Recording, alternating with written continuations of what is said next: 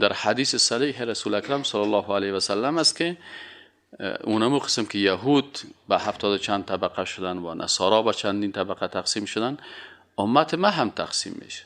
نگفته کافرا، نگفته کافرا، اینجا متوجه باشین، نگفته که کافرا به 70 چند بخش تقسیم میشه. کافرا خو فرقه هاشون زیاد است. گفته کسایی که امت ما هست، ادعای اسلام میکنن، کلمه میخوان، اینا به 70 چند گروه تقسیم میشه. و چرا به 70 چند گروه تقسیم میشن؟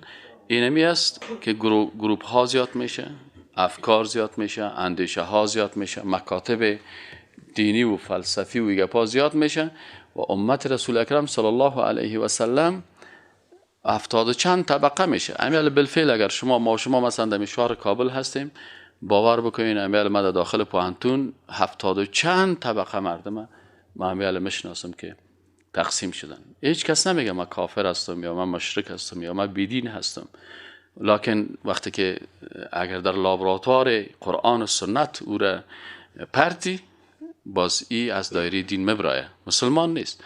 از این خاطر رسول اکرم صلی الله علیه و سلم این فرموله هم بیان کرد که امی گروه ها کلشان در دوزخ میرن، کلشان در دوزخ میرن مگر یک گروه که او کدام یکی هستن، یک گروه یا یک طایفه که او مطابقت از قرآن و مطابقت از سنت رسول الله صلی الله علیه و سلم میگه.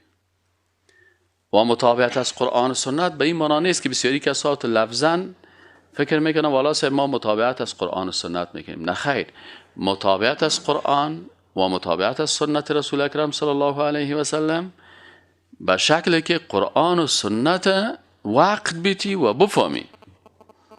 یعنی کسی میگه والا صاحب ما پیروی از قرآن میکنم و پیروی از سنت میکنم، پرسانش کنی که آیا تو کدام حلقه قرآن درس خواندی؟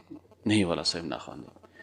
از احادیث رسول اکرم صلی الله علیه و سلم خبر داری؟ نه والا صاحب ما وقت نداشتم.